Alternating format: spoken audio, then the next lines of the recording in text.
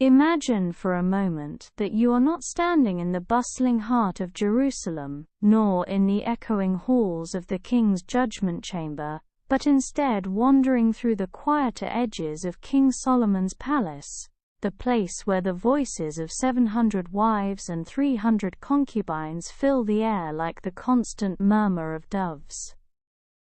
The harem, as it is sometimes called, was not a single room or a simple wing, but an entire living complex. To house 1,000 women, along with their attendants, servants, and children, required courtyards upon courtyards, rows of chambers, shaded colonnades, and fragrant gardens to keep tempers cool. It was, in truth, less like a household, and more like a small city hidden behind high walls. Every corner of this maze breathed with life. Women moved about in rustling silks, attendants hurried by carrying trays of pomegranates or jars of scented oil, and faint disputes floated in the air like drifting smoke. The clatter of jewelry mixed with the soft arguments over who had the brighter bangles or the better embroidery. In one courtyard, women sat together plaiting each other's hair, while in another 2 wives quarreled over whose turn it had been to sit nearest the fountain during the morning. Imagine Solomon the king stepping into this labyrinth. Even the wisest man of Israel could feel his head grow heavy under the weight of so many voices. At every turn a new concern awaited him. "My lord," one wife might say, "the fabric of my robe is thinner than hers." And scarcely had he opened his mouth to respond before another would approach. "My lord, the figs delivered to my chamber were not as sweet as those given to the others." And so it went, day after day, hour upon hour, the murmuring of 1,000 different needs. Each request may have seemed small on its own, but together they created a storm of endless wants, a tide of words that no wisdom, however great, could entirely quiet. The quarters themselves were arranged like petals of a flower, spreading outward from a central garden. In the middle, a fountain whispered softly, its trickle barely heard above the conversations that rose around it. The women's chambers opened onto covered walkways, each doorway marked with embroidered curtains of varying shades.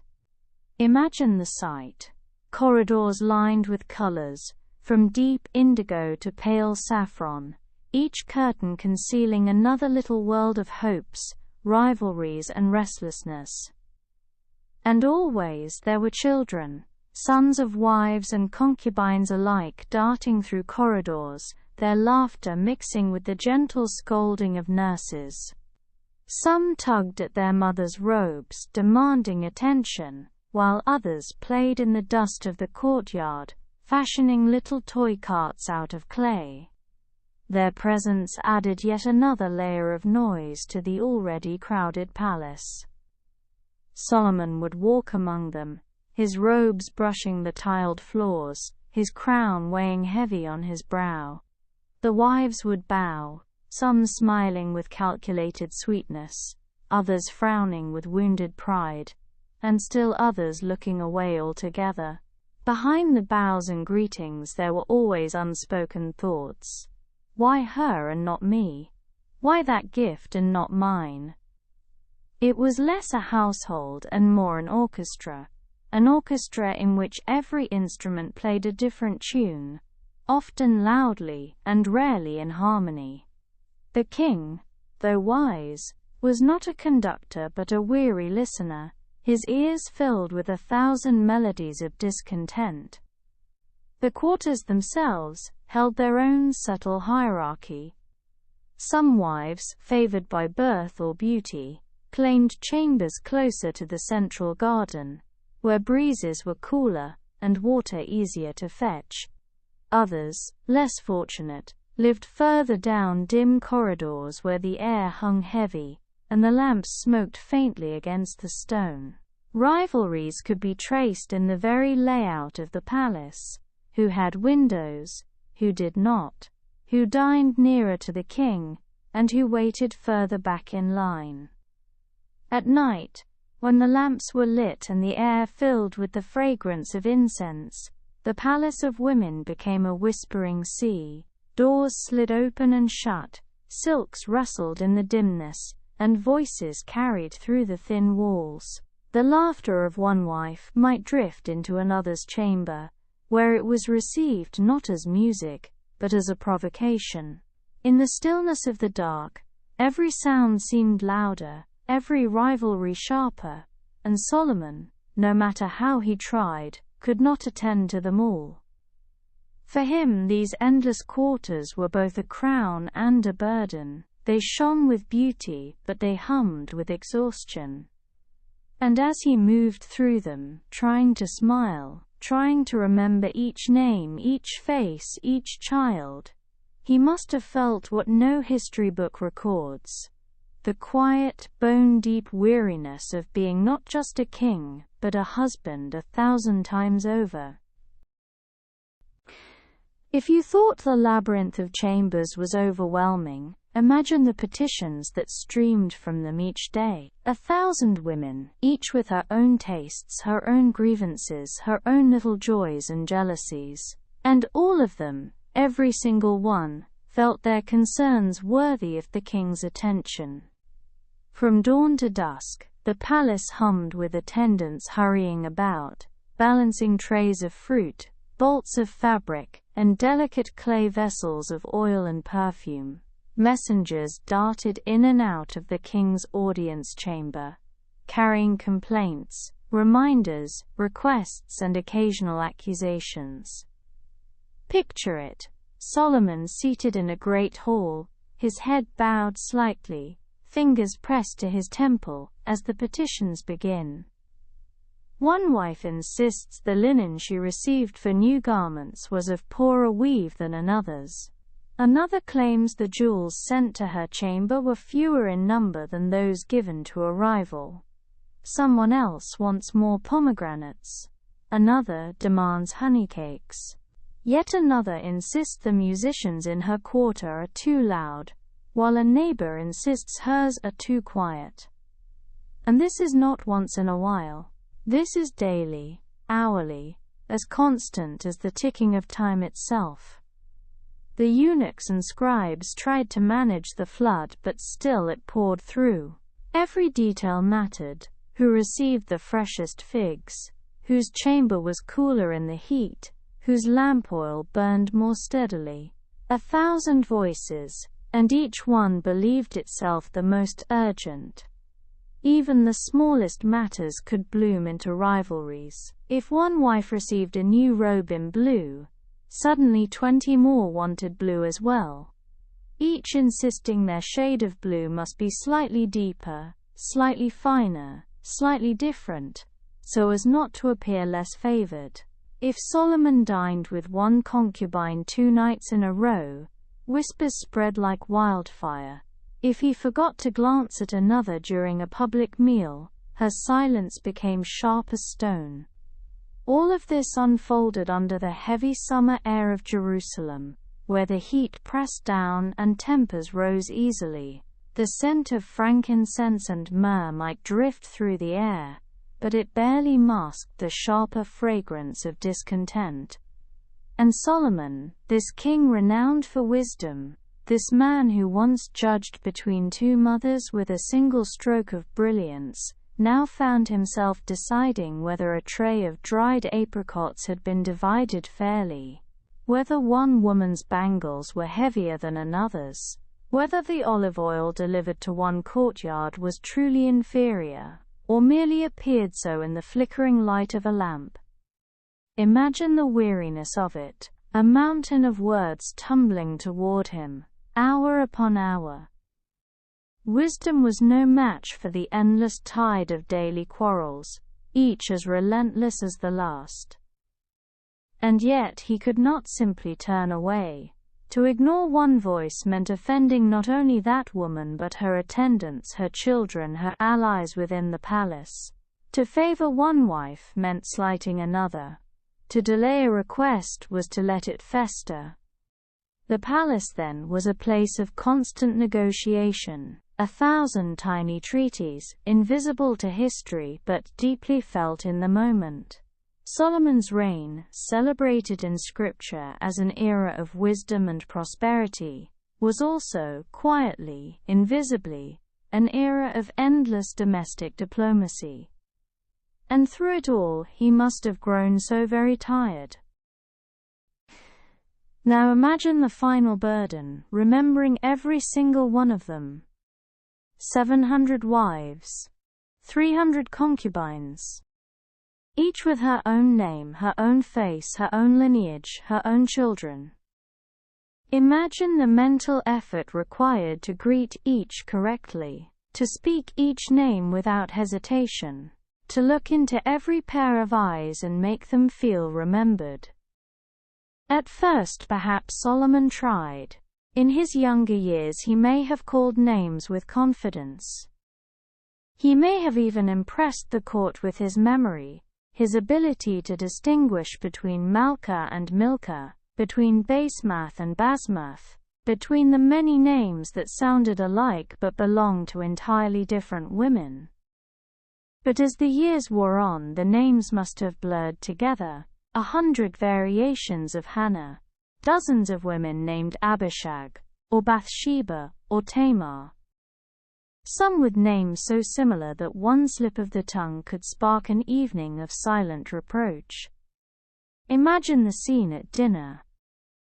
A long table, the air thick with roasted lamb and wine. Solomon raises his cup and turns to address one wife with a soft smile. He says her name. But it is not hers.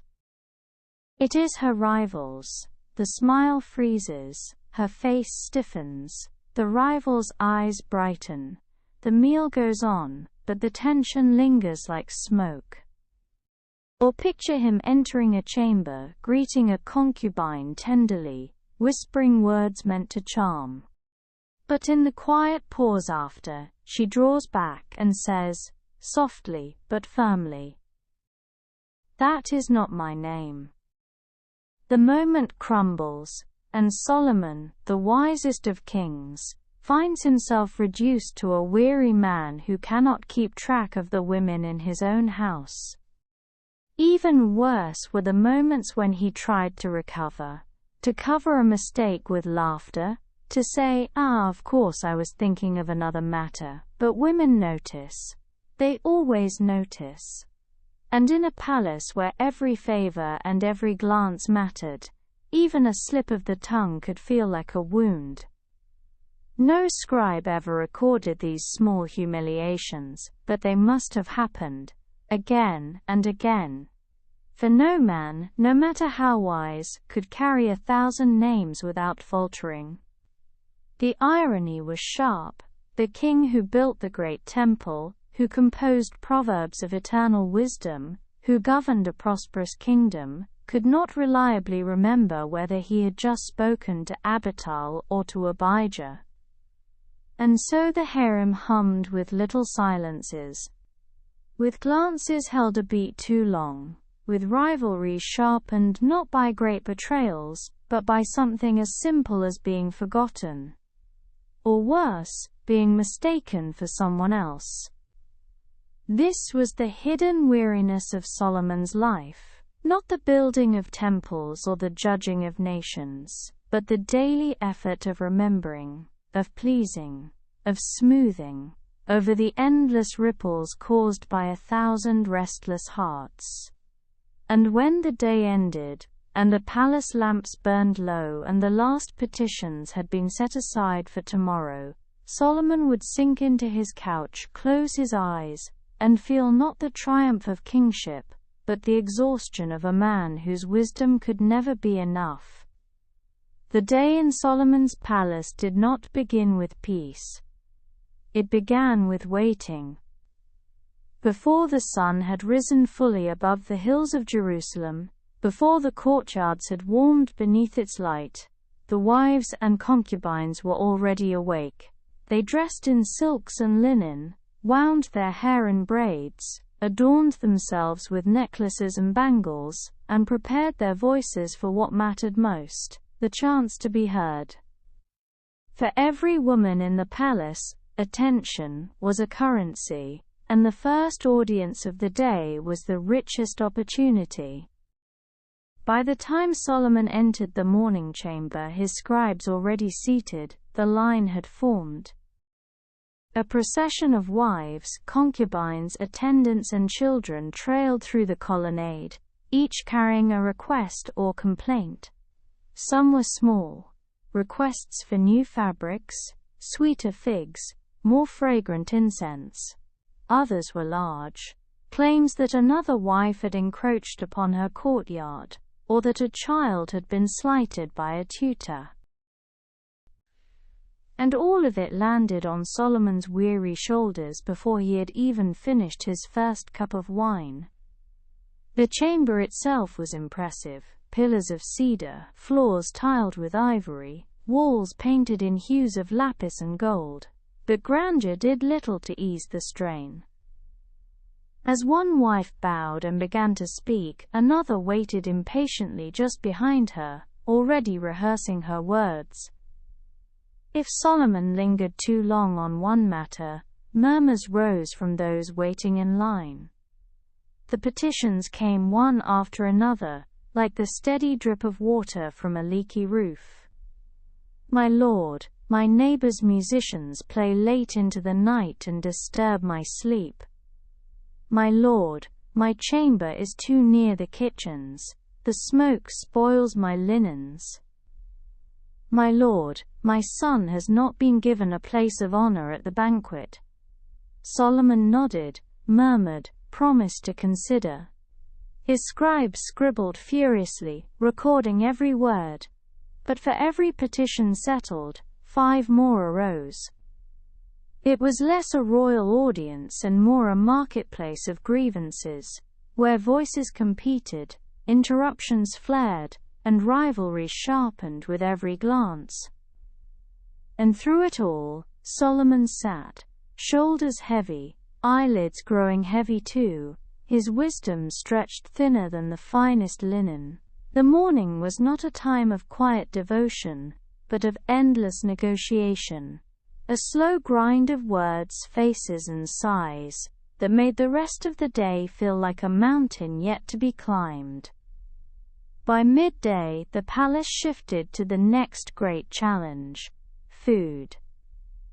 Feeding 1,000 women along with children, servants, attendants, guards and musicians was not merely a meal, it was an operation on the scale of a small town. The kitchens roared with activity, long before the sun was high. Oxen turned on spits, bread baked in great clay ovens, vats of stew bubbled, and baskets of figs, dates and pomegranates were hauled in from storerooms. Wine was poured into jugs by the dozens. Spices, cinnamon, cumin, coriander, were pounded into powders, filling the air with their heavy scent. And all of it had to be portioned, carried and served in careful order. Who received the freshest loaves? Who sat nearest to the king? Whose cup was filled more swiftly? Even at the table, hierarchy mattered, and every detail could spark discontent. Picture the great hall at mealtime, a long table stretching out, lined with wives and concubines, each in her appointed place. The rustle of silks as women adjusted their robes, the glint of gold bangles catching the torchlight, the murmur of voices rising and falling like a restless tide. Solomon sat at the head, raising a hand for silence, though silence rarely lasted long. No sooner had the first dishes been laid out, than rivalries began to stir. One wife leaned forward and whispered sharply that her portion of lamb was too small. Another glared when her neighbor received 2 figs while she was given only 1. Somewhere further down, a concubine refused her cup of wine because it was not as sweet as the one poured for another. To anyone else such matters might seem trivial. But here, in this crowded hall, each small slight was magnified, each detail weighed as a sign of favor or neglect. Solomon chewed slowly, swallowing not just food but the heavy awareness that every glance of his eyes, every choice of words would be measured. His wisdom could settle disputes of kingdoms, but at his own table, it was reduced to judging which woman should receive the larger portion of roasted quail. The musicians played to cover the tension, plucking lutes and striking tambourines, their melodies weaving through the noise of cutlery and conversation. But even their music could not soften the rivalries that simmered beneath the surface, rising with every course served. By the end of the meal, Solomon's appetite was dulled, his mind weary, his heart heavy. For the banquet was not a feast, but a battlefield of glances, sighs, and whispered grievances. A daily ritual less about nourishment than about survival. His survival as a king amid the endless hunger of 1,000 restless hearts. If the mornings were filled with petitions, and the meals with careful balancing, the afternoons brought something harder still, the silent rivalries. Not every conflict was spoken aloud. Some were waged with glances, with pauses, with silences that lingered like smoke. In the shaded courtyards, women sat together in groups, embroidering cloth, or weaving garlands of flowers. Their voices were light, their laughter musical. But beneath the surface, every word carried weight. A compliment might hide a barb. A question about a child's health might mask envy. A passing comment about a robe might be a reminder of who had received finer gifts. Solomon, moving through these spaces, could feel the undercurrent even when no word was spoken. He could see it in the way one wife avoided another's eyes. In the way a concubine's laughter fell just a little too loudly, meant to be overheard. In the way children mimicked their mothers, rivalries, refusing to play with those from another wing. And yet, none of it was spoken directly to him. It drifted around him like invisible smoke, filling the air with tension he could not name. He might sit in the garden seeking rest, only to feel the weight of two rival glances meeting just over his shoulder. He might walk through the courtyard, only to hear laughter fall silent as he passed, replaced with whispers once he had gone. These were the battles he could not fight, the wars he could not win. For wisdom could untangle disputes when brought into the open, but it was powerless against the quiet quarrels of pride and envy. And so Solomon learned to carry a new kind of weariness, the weariness of being surrounded not by open conflict, but by the endless, invisible tension of 1,000 rival hearts. It was not the clamor of voices that exhausted him most. It was the silence.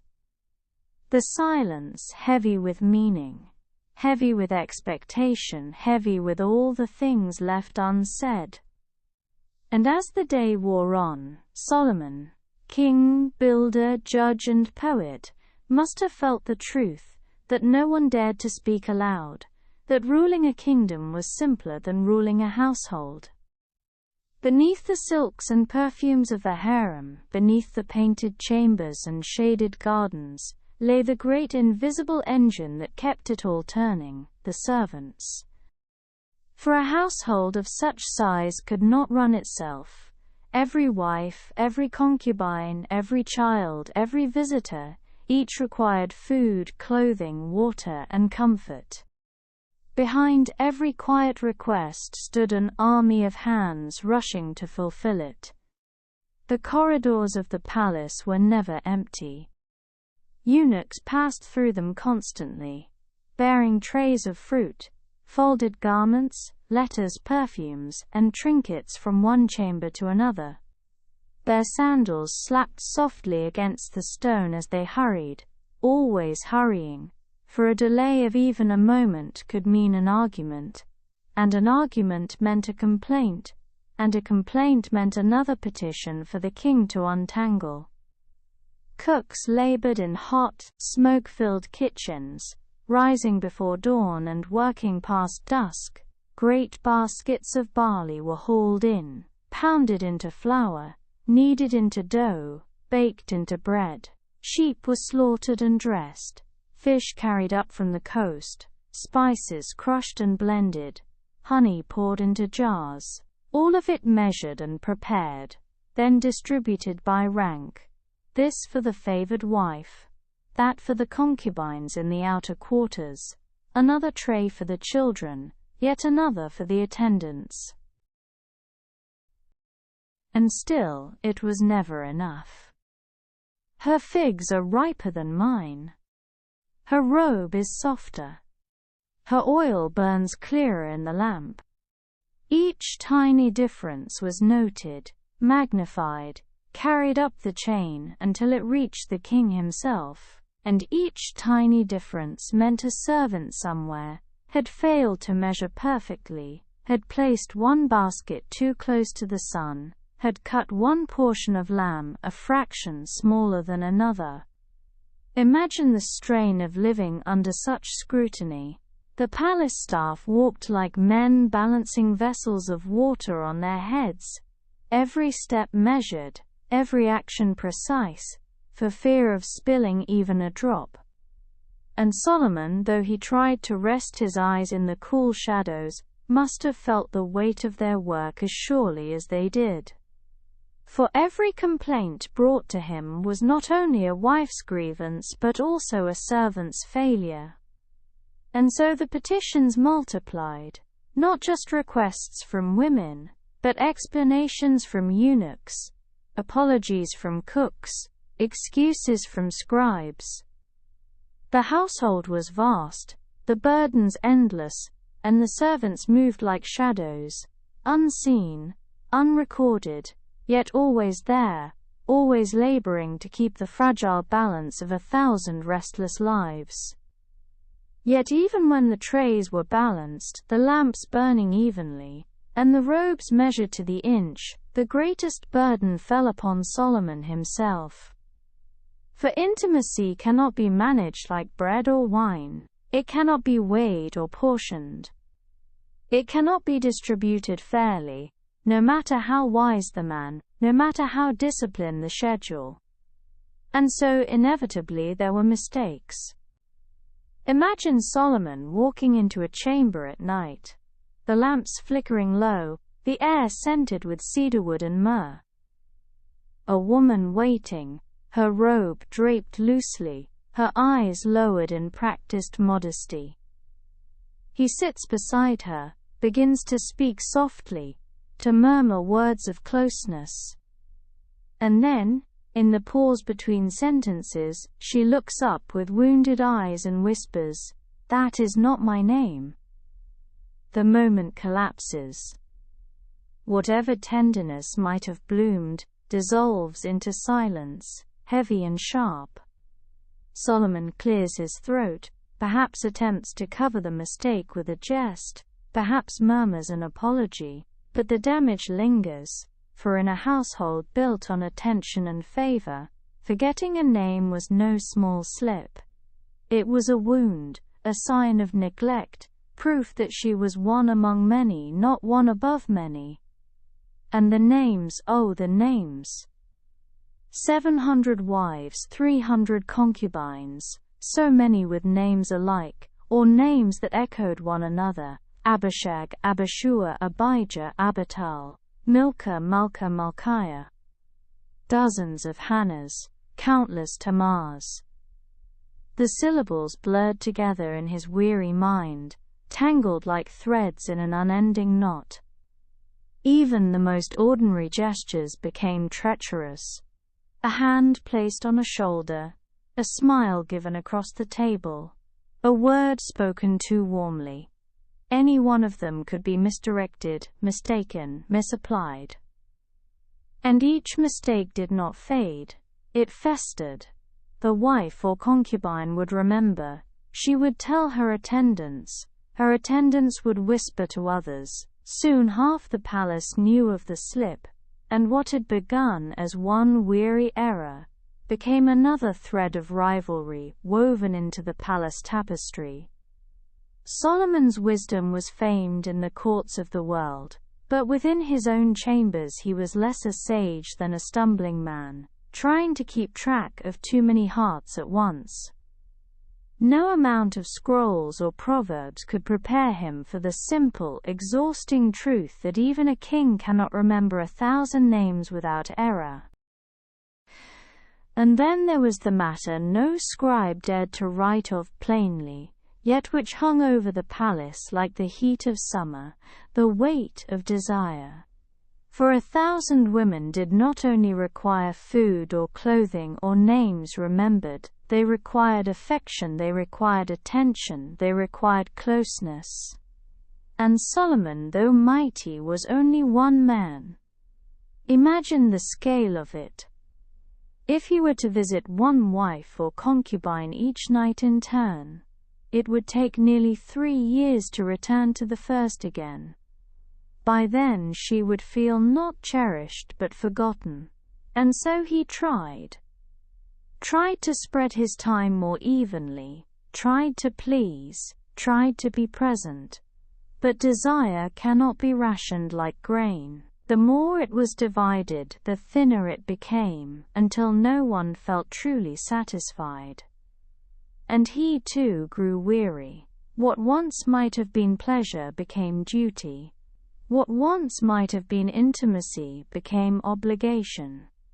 Nights blurred together, faces blurred together, voices blurred together. The very abundance that was meant to be a blessing became a burden heavier than gold. The palace was filled with silks and perfumes, with musicians and feasts, with gardens and fountains. But beneath the beauty lay a constant gnawing fatigue, the exhaustion of a man stretched too thin, his body weary, his spirit worn. Perhaps in the quietest hours of night, when the palace had at last fallen into slumber, Solomon lay awake and thought not of glory, nor of wisdom, nor of temples and treasures. Perhaps he thought simply of rest, of what it might feel like to belong to just one woman, to hear only one voice, to meet only one set of needs. But such was not his fate. His crown was heavy, his wisdom was heavy, but heavier still was the burden of 1,000 desires pressing in upon him. And so the king lay in silence, his eyes closed, his chest rising and falling with weary breath, the most powerful man in Israel and yet, perhaps, the most tired. In a palace that never ceased humming, solitude was the rarest treasure. The women's quarters were filled with chatter at all hours, laughter in one courtyard, quarrels in another, lullabies drifting from a chamber where children lay restless in the heat. Servants hurried constantly through corridors, their sandals tapping, their trays clinking. Musicians tuned their instruments, guards shifted at their posts, cooks clattered pots in kitchens. Noise was the constant companion of the palace. And so Solomon sought refuge in the gardens. The gardens were not far, yet they felt like another world. Olive trees bent their branches over shaded paths. Cedars spread their scent through the still air. Pools reflected the pale blue sky, their surfaces disturbed only by the occasional darting of a fish or the ripple of a breeze. Here, at least, there were no petitions, no quarrels, no whispers. Only the sound of water trickling over stone, of leaves rustling faintly above, of doves cooing from hidden perches. Solomon would walk slowly beneath the trees, his robes brushing against the dust, his crown set aside, his hands clasped behind his back. Here, he could let his shoulders droop, his steps falter, his breath deepen. Sometimes he sat beside the pool, staring into its stillness. He watched as fallen petals floated across the surface, turning slowly before sinking out of sight. He saw his own reflection, lined, tired, older than he wished. The reflection of a man not simply king of a nation, but caretaker of 1,000 restless hearts. And in that stillness, he allowed himself what the palace never permitted: silence. A silence so deep that even his thoughts seemed to slow, his mind no longer darting from petition to grievance, but sinking into a calm emptiness.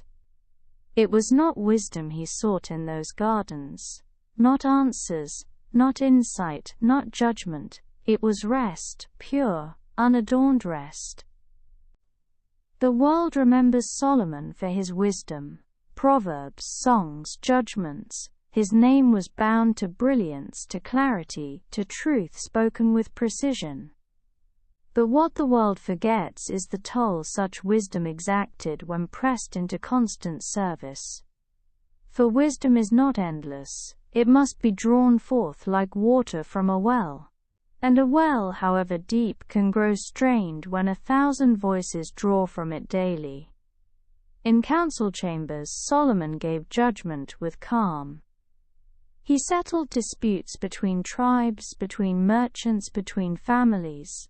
His words carried authority, his decisions were final. In those matters, wisdom seemed to flow freely. But in the palace, wisdom was not so easily applied. What proverb could settle the quarrel of 2 wives over a seat near the window? What judgment could mend the wound of a concubine whose name had been forgotten?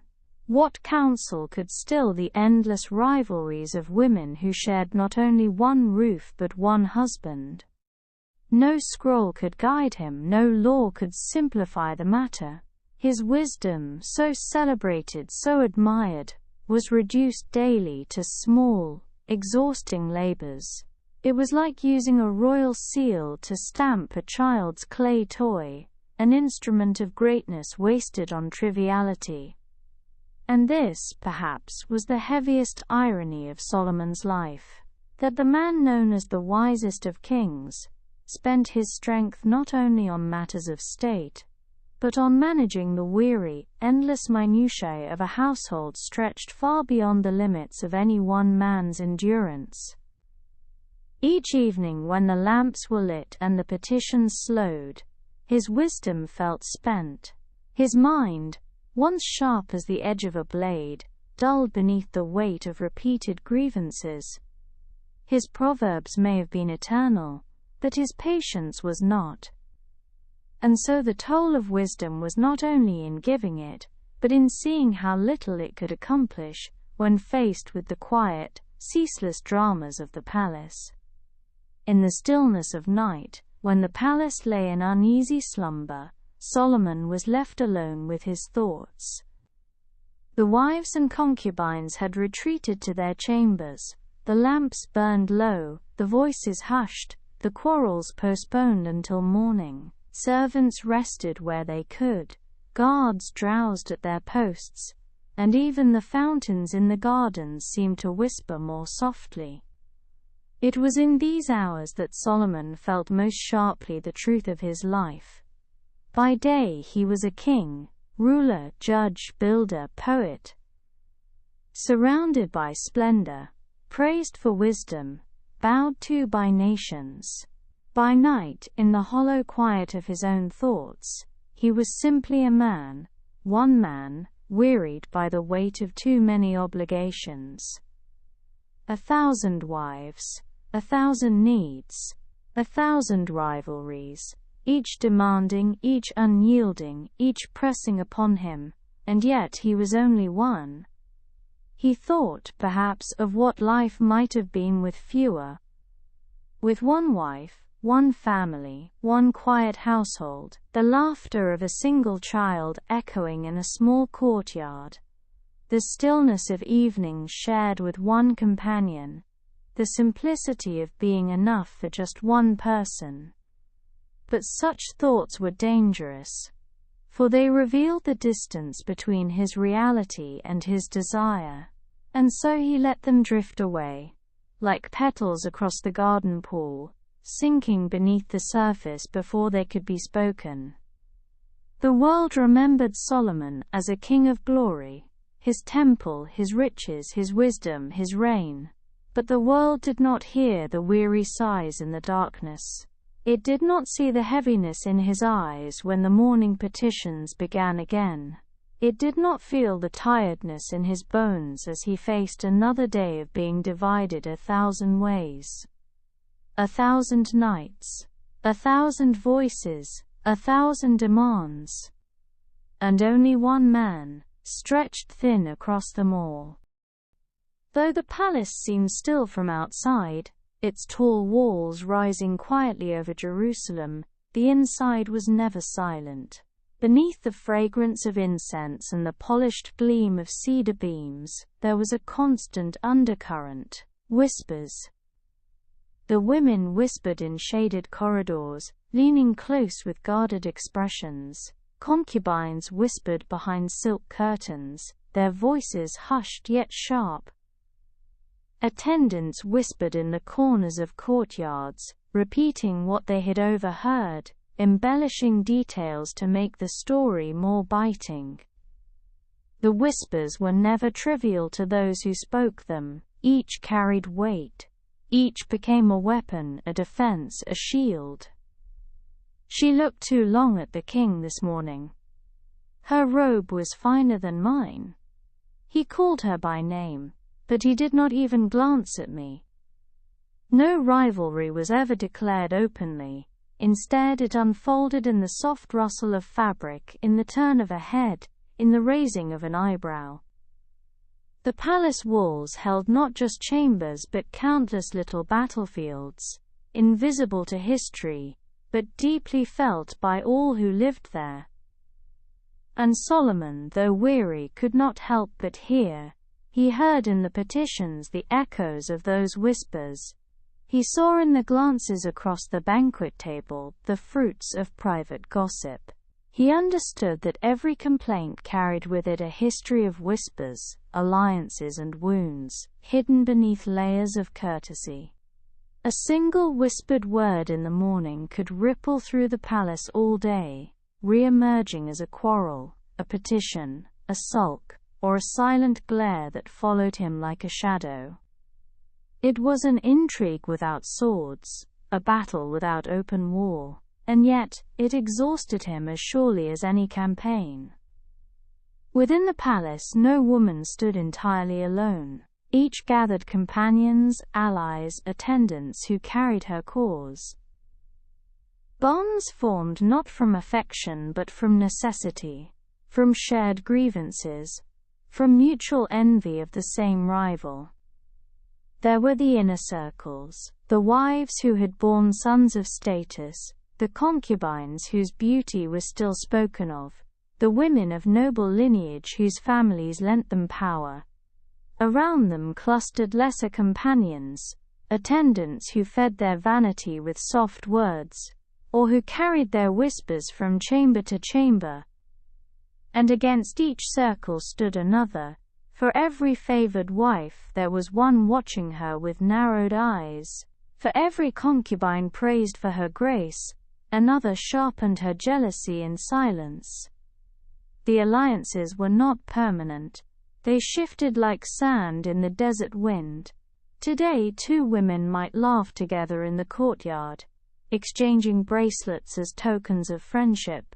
Tomorrow they might sit apart, faces turned cold, their attendants whispering new grievances into their ears. And Solomon, caught in the middle of these shifting webs, had no rest.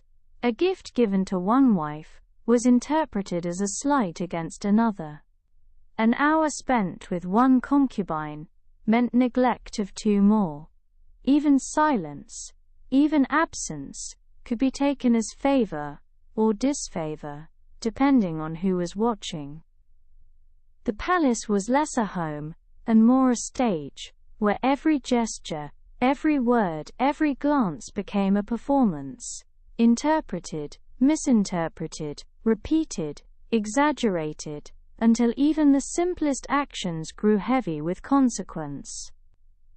And Solomon, though king, was also the audience. He was forced to watch, forced to listen, forced to weigh what could never be fairly weighed.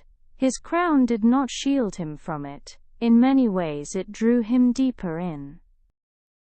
Perhaps the greatest toll was not in hearing the petitions, nor in remembering the names, nor in spreading himself across 1,000 needs. The greatest toll was in watching, always aware of the shifting currents of favor and jealousy around him. A glance lingered too long. A laugh fell at the wrong moment. A robe shimmered brighter than its neighbors. He noticed, because he had to notice. The palace required it. Every detail was a signal, and if he failed to read it, he would face the consequences in the petitions of tomorrow. It was a life lived under constant scrutiny, not only of others upon him, but of him upon others.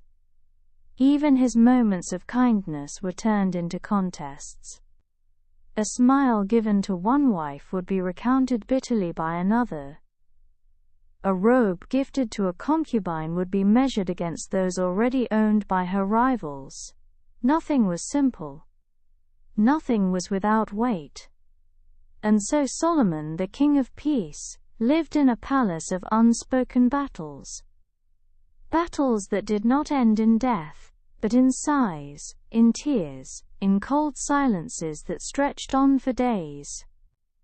The world outside saw him as a man of glory, seated in splendor, surrounded by beauty, but within those walls, he was a man weary of watching, weary of balancing, weary of living every moment under the sharp gaze of 1,000 pairs of eyes.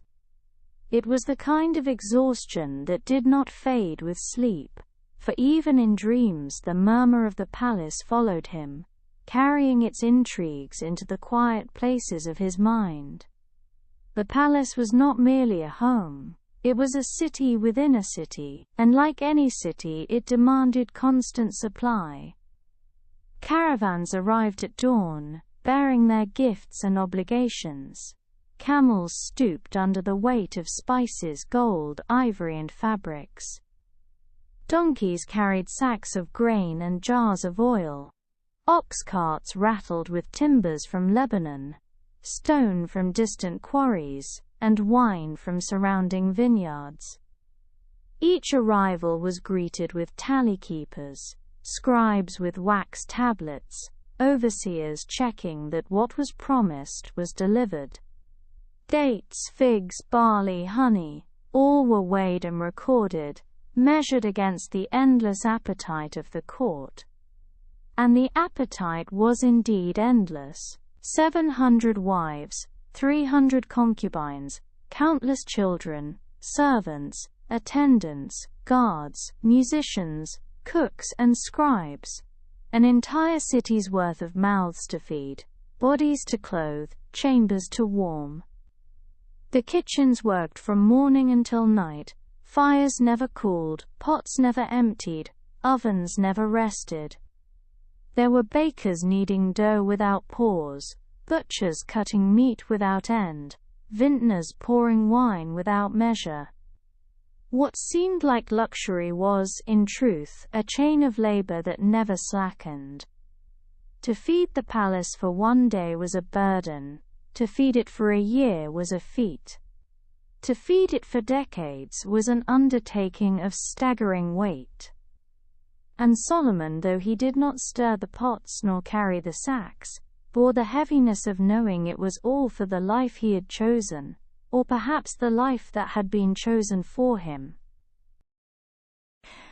Clothing alone was its own empire. Each woman in the palace required garments, fine enough to befit her station, varied enough to keep envy at bay. Bolts of linen from Egypt, wool dyed in deep purples and blues, silks brought by traders from lands so distant that their names carried mystery. Gold threads, silver clasps, jeweled pins. Every chamber had its chests, overflowing with robes.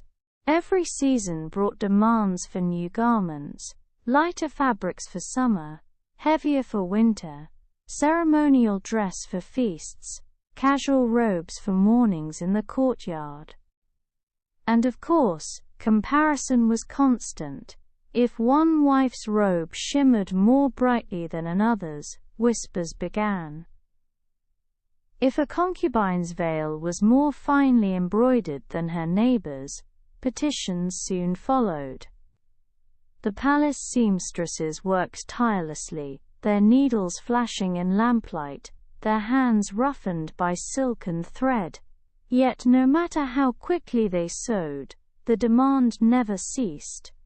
For fashion, even in antiquity, was less about need, and more about standing.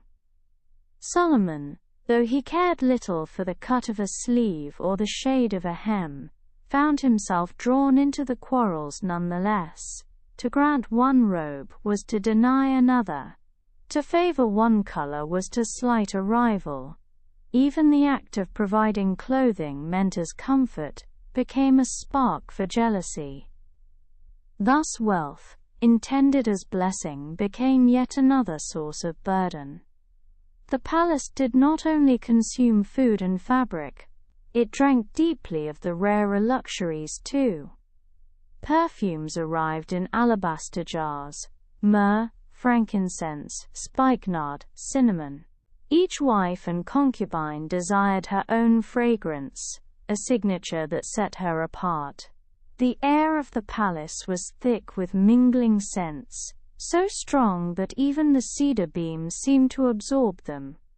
Jewels glittered in every chamber, gold circlets, silver bracelets, amulets of carnelian and lapis, pearls strung on delicate cords. What should have been precious became common by sheer volume, yet still the women competed for the finest. A new gem brought envy. A missing gem sparked suspicion. And all of it required endless work. Scribes tracked inventories. Servants polished and stored the ornaments. Guards watched the treasury, weary of being accused of theft for any jewel that went missing. The logistics of abundance became its own burden. Each object carried weight, not of gold, but of expectation, rivalry, responsibility. Solomon sometimes wondered whether wealth was truly wealth, or whether it was another form of slavery, for he was bound by it, not freed by it. Bound to the machinery that sustained it, bound to the jealousies it provoked, bound to the endless duty of distributing what could never satisfy. And so, amid riches that dazzled the world, Solomon found not lightness but heaviness, not freedom but fatigue, not delight but the slow erosion of a man stretched thin between the demands of abundance and the impossibility of peace. 1,000 women meant 1,000 names. Some names were easy, rolling off the tongue like a song: Mahalath, Tamar, Abishag. Others twisted and knotted themselves around the lips, complicated syllables from foreign lands, brought with the princesses who had been wed for alliances. Solomon tried to learn them all. Truly he did. He had scribes make lists. He had attendants whisper reminders before he entered a chamber. He repeated the names under his breath like prayers. But a human mind, even a wise one, is not endless. There were nights when he stood at the doorway of a chamber, the lamp in his hand flickering, and he hesitated. The woman inside looked up expectantly, her veil falling back, her eyes gleaming with anticipation. And Solomon's lips parted, only to falter. Was it Basemath? Was it Balula? Or was it Bilhah, the concubine from the northern hills, whose face so resembled another's? On such nights he would murmur something soft, something non-committal. My beloved, perhaps, or my dove. Gentle words that covered the blankness in his mind. Words that could mean anyone, and so, in truth, meant no one. But there were other times, less fortunate times, when weariness betrayed him, when he greeted one wife with the name of another, when he turned to a concubine and whispered affection meant for someone else. The silence that followed such slips was heavier than stone. He could feel it in the way her body stilled, in the sudden coolness of her gaze, in the quiet retreat of her spirit. She might not speak of it then, but he knew. The next morning the petition would come, a complaint disguised as a request, a grievance wrapped in courtesy. One mistaken name was never forgotten. It lived on in whispers, in cold glances, in rivalries sharpened anew. And Solomon, who had ruled nations, found himself undone not by wars or famines, but by the simple impossibility of remembering 1,000 names at once. Names were not the only snare. Solomon, like all men, told stories. He spoke of his father David, of battles long past, of songs he had written, of judgments he had rendered.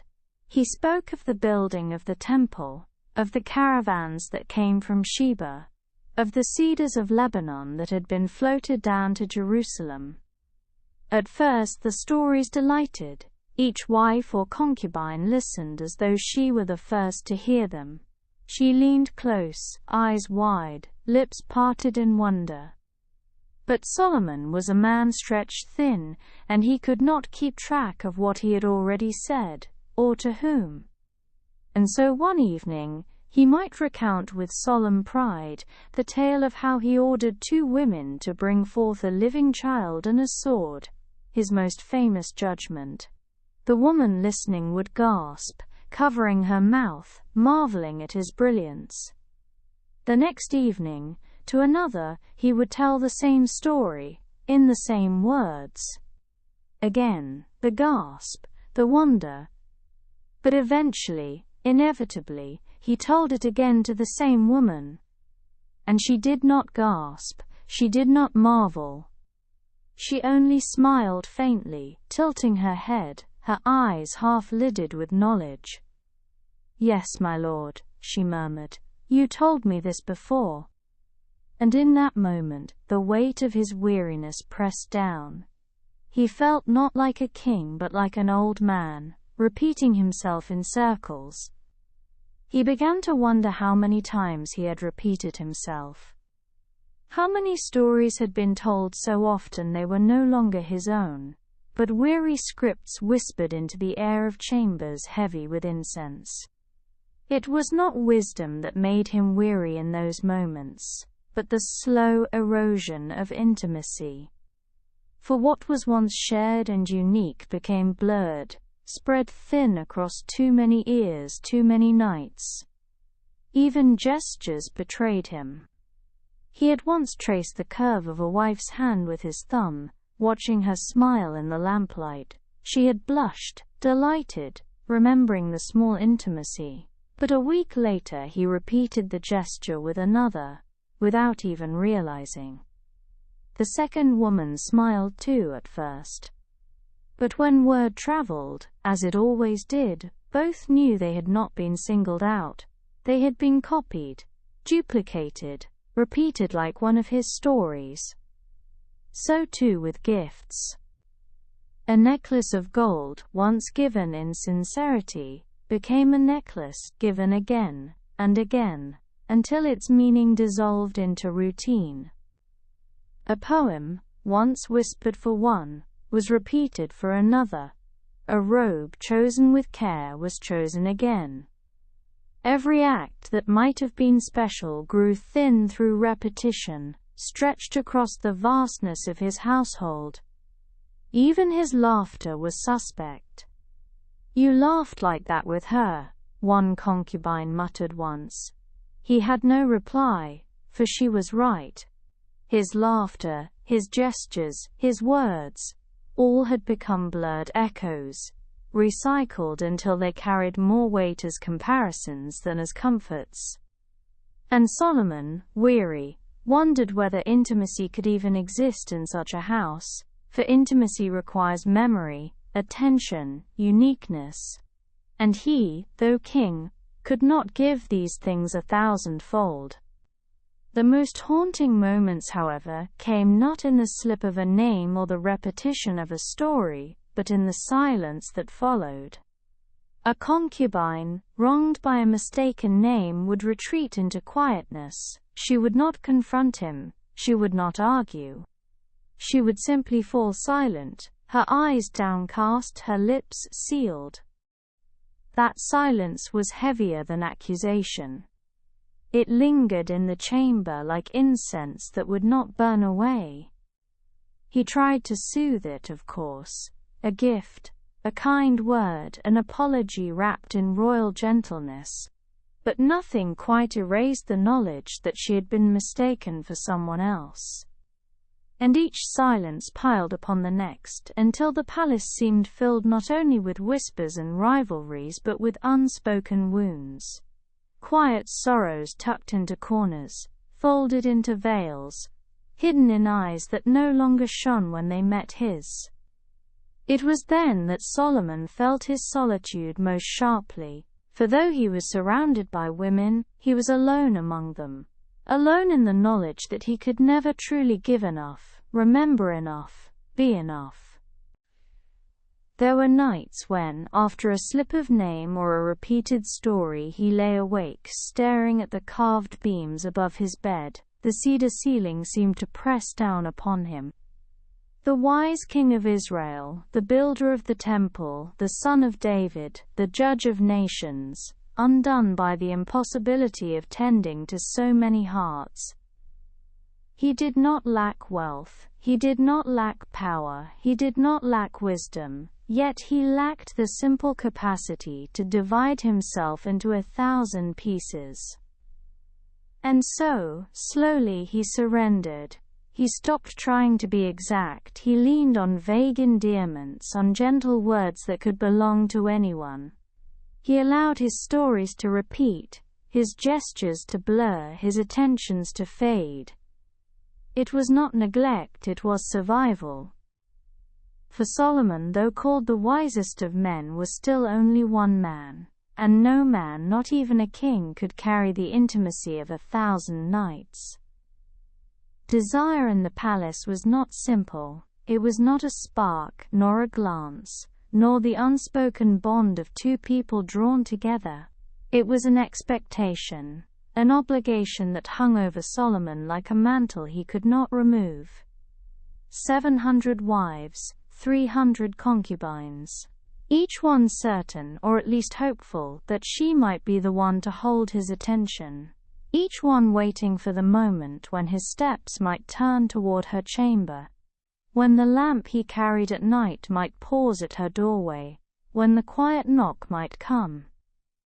Desire became less about longing and more about scheduling. Attendants kept records, scribes maintained order, eunuchs whispered reminders. Even this most intimate part of life was transformed into a procession of duties, an endless rotation.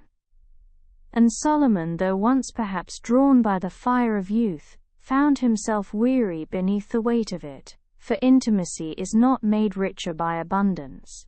When multiplied too greatly, it dissolves into routine, into sameness. A robe set aside here, a perfume chosen there, a night given, another delayed. Every act became part of a vast machinery, as though desire itself had been caught and ground into lists, schedules, obligations. It was no longer the union of souls, but the appeasement of expectations. And in the silence of the garden he sometimes wondered, Was it truly desire, or merely duty? Was it closeness, or was it just another petition to be answered? Repetition is the enemy of intimacy. At first, Solomon may have given himself freely. Words of tenderness whispered, gestures of care, affection shown without restraint. But over time, the words began to repeat. The gestures blurred. The tenderness lost its sharpness, its particularity. One evening he might lift a veil gently, letting it fall aside as he whispered a blessing of beauty. The woman before him might glow at the attention, certain she alone was honored. Yet the same gesture was repeated days later, to another, and another still. And so what should have been unique became common, what should have been intimacy became routine. Even his compliments, though sincere at first, dulled with use. A phrase once cherished became hollow when heard by too many ears. You are radiant as the dawn. You are my delight.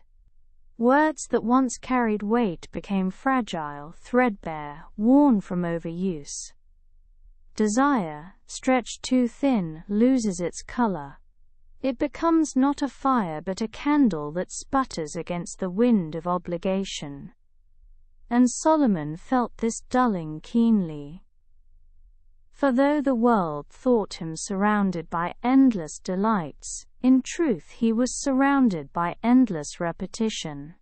The same gestures, the same words, the same cycle of expectation and appeasement, until desire itself felt emptied of meaning. The greatest irony was this, that Solomon, surrounded by women, was often lonelier than a shepherd in the hills. For intimacy is not measured in numbers but in depth, and the depth he longed for was impossible amid the clamor of so many. There were nights when, after fulfilling what duty demanded, he lay awake in silence, staring at the carved cedar beams. His body was present, but his spirit was distant. He felt drained not only in flesh but in heart. It was not that he lacked desire altogether, it was that desire, multiplied beyond measure, became a burden heavier than stone. He thought sometimes of a simpler life, one wife, one hearth, one child's laughter echoing in a small courtyard. A life where intimacy was not repeated, but cherished, where a gesture meant something because it was not copied, where a word mattered because it was spoken only once. But such thoughts were dangerous, and so he buried them. To the world he was the king of abundance, the man with 1,000 women, the man whose wealth and power knew no bounds. But in the quiet hours of the night, when even the palace whispers fell silent, he was simply a man made weary by too much. A king not freed by desire but exhausted by it. The first burden fell upon the eunuchs, the silent keepers of order in the women's quarters. They were not men in the full sense, nor women, but figures set apart, shadows in the corridors, voices that seldom rose above a murmur. Their task was not glory but vigilance. They guarded the thresholds, kept the peace, and carried messages between chambers. It was they who bore the brunt of 1,000 tempers. When a wife grew restless, it was the eunuch who listened to her complaint. When a concubine demanded her place in the rotation, it was the eunuch who carried the petition to Solomon. When rivalries flared into quarrels, it was the eunuchs who stepped in, hands raised, voices firm, quelling the storm before it spread. But theirs was a thankless task. To the women they were servants, to the king they were invisible, to themselves they were weary men bound to silence, witnesses to intrigues they could never partake in. They knew every secret, for secrets were whispered in their hearing. They knew every rivalry, for they carried the words back and forth. They knew which wife wept behind her door, which concubine plotted to gain favor, which petition was most urgent. Yet they could do nothing but carry the burden. Day after day they paced the marble corridors. Night after night they listened for footsteps, for quarrels rising too loud, for doors opening when they should have been closed. Sleep came in snatches, rest came in fragments, and dignity came rarely. And so, the eunuchs grew old in silence, their lives consumed not by their own desires, but by the endless watchfulness required to manage the desires of others. If the eunuchs bore the burden of order, the cooks bore the burden of sustenance. The palace kitchens were vast, larger than many houses, filled with smoke and the ceaseless clatter of pots. Fires burned at all hours. The smell of roasting meat, baking bread and stewing herbs hung heavy in the air. To feed a household of thousands was no simple task. Every dawn butchers sharpened their knives and brought in oxen, sheep, and doves for slaughter. Bakers kneaded great troughs of dough, their arms coated in flour, their hands raw from the constant pressure. Servants carried water in endless streams, filled jars of wine, fetched oil for the pans. There were no quiet meals. Every feast was a small festival. Even the simplest supper required bread in hundreds, meat in dozens, vegetables in heaping baskets. Fish were scaled until the floors grew slippery, herbs chopped until the air itself seemed spiced. The cooks labored not for thanks but for survival. A dish gone cold, a loaf too hard, a flavor too faint could provoke complaint. A delay in serving might spark whispers of neglect. And so, they rushed, sweated, shouted, worked, until their bodies ached. And when the wives and concubines reclined in silks, sipping wine and nibbling fruits, the cooks slumped by their fires, wiping sweat from their brows, too weary to taste the food they had prepared. The palace was famed for its feasts, but the burden of those feasts fell on backs bent in smoke, on hands calloused by knives, on servants who never saw the tables they filled. And then there were the scribes, the quiet record keepers who turned the chaos of the palace into neat lines of writing. Their burden was less physical, but no less heavy. Each morning, they sat cross-legged with tablets and styluses, recording deliveries of grain, oil, and wine. They tallied robes sewn, jewels bestowed, gifts exchanged. They wrote down the petitions of wives, the grievances of concubines, the decisions of the king. Every word mattered. A robe given in error could spark a quarrel, a name misplaced could ignite rivalry, a record lost could mean shame, suspicion, even punishment. And so, the scribes bent over their tablets until their eyes burned, their fingers cramped, their backs stiffened. They lived, not in the warmth of chambers, but in the cool dimness of record rooms, surrounded by clay, wax, and scrolls. They knew the palace in numbers, in tallies, in endless columns of obligation. They saw not the faces of wives but the names written out, one after another, until they blurred into lists, too long to comprehend. And though their work seemed invisible, it was the thread that held the palace together. Without their records, chaos would have overtaken the corridors. Without their order, the palace would have drowned in its own abundance. But still their names were never sung. They were shadows behind the splendor, men of ink and clay whose labor made glory possible, yet who lived and died in obscurity. Thus the burden of Solomon's 1,000 women did not rest on Solomon alone. It spread outward, trickling down to eunuchs who watched, cooks who toiled, scribes who recorded, attendants who carried words like fragile vessels between chambers. The world remembered Solomon's wisdom, his wealth, his women. But it did not remember the weary backs, the ink-stained hands, the sleepless eyes of those who bore the hidden weight.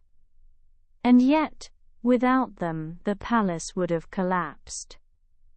For behind the king's glory stood an army of unseen servants, laboring endlessly, their own lives consumed in the service of sustaining a household far larger than any one man, or any 1,000 men, should ever have borne.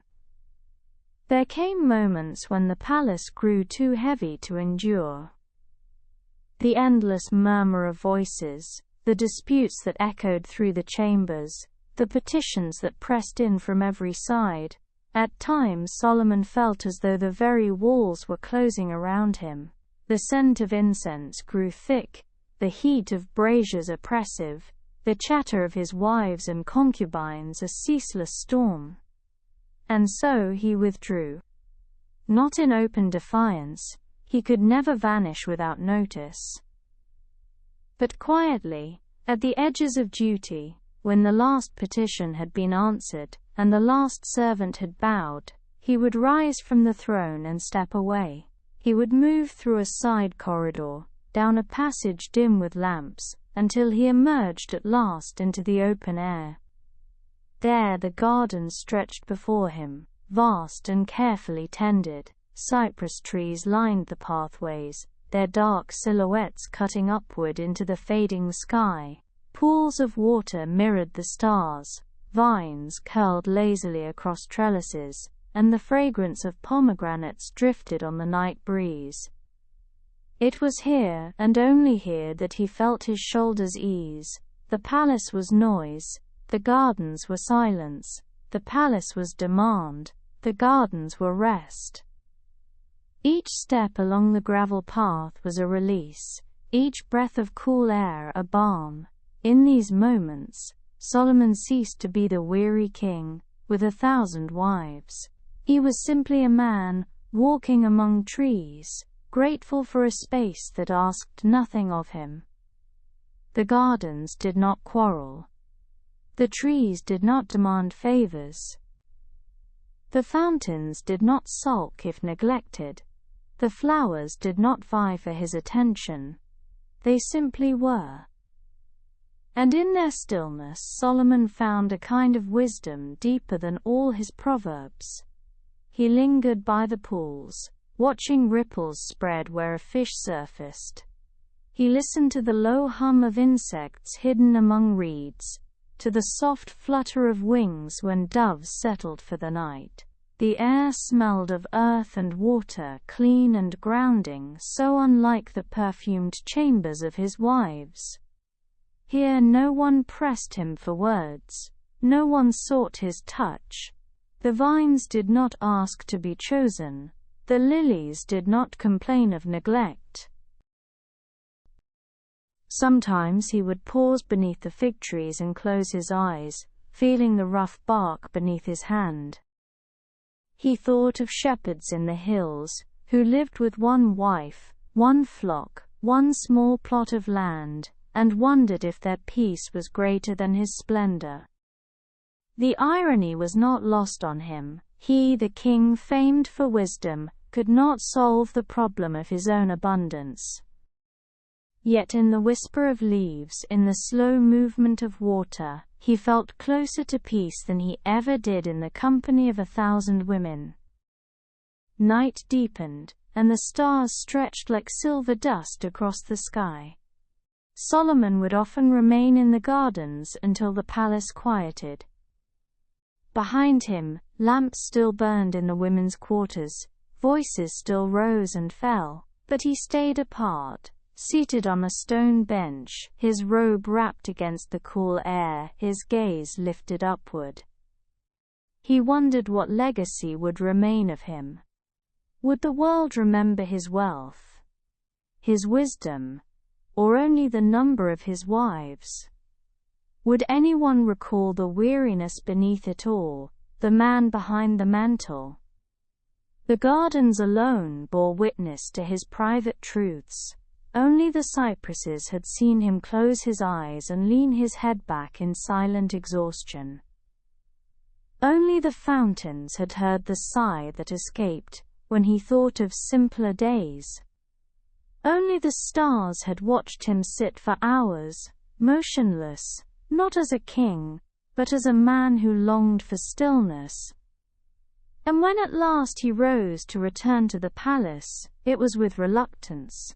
His footsteps slowed as he drew near the threshold. The noise, the petitions, the expectations awaited him. The gardens had given him solitude, but not escape. For though he could step into silence, he could never carry it back with him. And so the gardens remained his refuge, a sanctuary of stillness in a life otherwise consumed by endless noise. From the beginning, Solomon had been marked by wisdom. It was his gift, his crown, his greatest treasure. Foreign envoys traveled long roads, just to hear him speak a parable. Kings sent messengers across deserts to test him with riddles. Queens arrived with caravans heavy with spices and gold, eager to measure the man whose wisdom was said to surpass all others. And indeed, in matters of governance, his mind was sharp. He could weigh disputes with clarity, he could unravel complex arguments. He could see both the heart of the law and the needs of the people. His judgments were remembered, repeated, revered. To his subjects, Solomon's wisdom was a light. To his counselors, it was a steady hand. To his allies, it was assurance of order. But within the walls of his palace, wisdom was no gift at all. For wisdom, when brought to bear on quarrels of the heart, did not soothe. It only sharpened the awareness of how endless, how small, how impossible those quarrels were to resolve. The wives and concubines came not only with smiles, perfumes, and silk, they came with grievances. This one complained that her garments were not as fine as another's, that one whispered that her chamber had been overlooked in the distribution of oil for lamps. Another fumed that her time with the king had been delayed, replaced, postponed. Each grievance on its own was trivial, a scrap of fabric, a misplaced gift, a missed night. But multiplied across hundreds of women, they became a ceaseless flood. And Solomon, in his wisdom, could see the truth behind each complaint. He could hear the ache beneath the words, the longing for recognition, the fear of being forgotten, the rivalry sharpened into bitterness. He could not dismiss them, for he knew too well that neglect, real or imagined, was fuel for jealousy.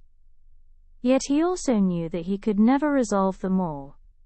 For if he granted one woman's request, another would rise with a sharper claim.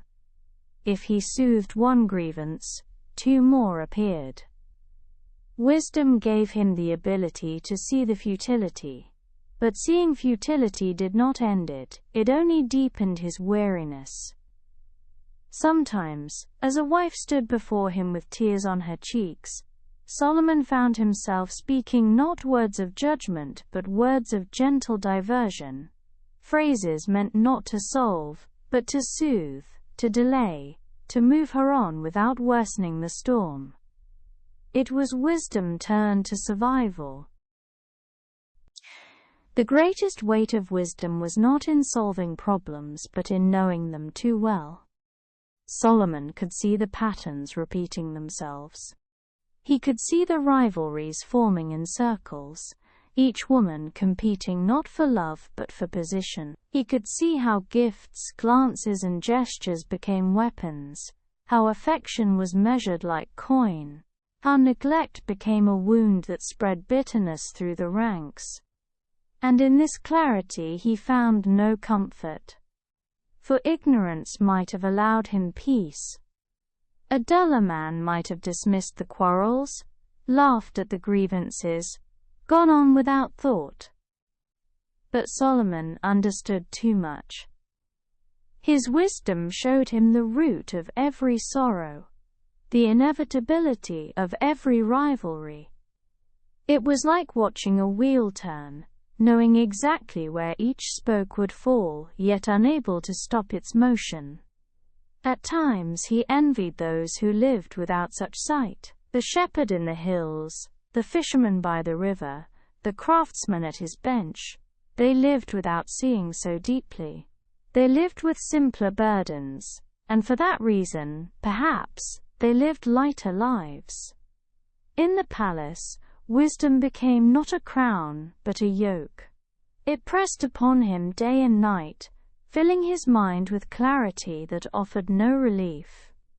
And so, though the world praised him as the wisest of kings, he sometimes wished in the stillness of night that he could be a fool, if only for a day. There came a time when Solomon's words began to falter. Once, he had been full of speech. His mouth poured forth parables, riddles, judgments. He spoke to queens and counselors, to servants and wives, with the easy grace of one whose mind was sharp and tongue well trained. His voice had filled the courts, echoing against the cedar beams, flowing like a steady river. But slowly, almost without notice, he began to speak less. At first it was only a pause here and there, a hesitation before answering a petition, a silence drawn out before rendering a decision. Then, gradually, it became more deliberate. When a concubine came with a complaint, he would nod instead of speaking. When a wife pressed him with questions, he would smile faintly and offer no reply. It was not cruelty, it was weariness. For words had become another burden. Every syllable carried expectation. Every phrase was weighed, dissected, compared. If he spoke to one wife too warmly, another took offense. If he offered praise, it was repeated in whispers, distorted into favoritism. Even wisdom itself, when spoken too often, became fuel for jealousy. And so silence became his refuge. Not the silence of disdain, but the silence of retreat, the silence of a man who had spoken too much, listened too long, and found no peace in the endless noise of voices around him. In the hush of his chambers he learned to savor the absence of words, the simple sound of a clay lamp sputtering, the faint scratch of quills in the scribe's room beyond, the steady beat of his own breath. Silence, once empty, now felt full, full of rest, full of stillness, full of the quiet he had long been denied. At first Solomon's silence unsettled the palace. The wives noticed it most keenly. Where once the king had greeted them with words, praise, observation, even gentle correction, he now offered only a nod, or a faint smile, or nothing at all. A concubine might prepare herself for hours, practicing phrases, rehearsing smiles, only to be met with quiet acknowledgement, and no further exchange. Whispers spread. Some wondered if he had grown cold, others feared they had fallen from favor. Still others speculated that his famed wisdom was fading. Yet the truth was simpler, though none could see it clearly. He was simply weary of words. The eunuchs too felt the change. They brought messages and received no reply.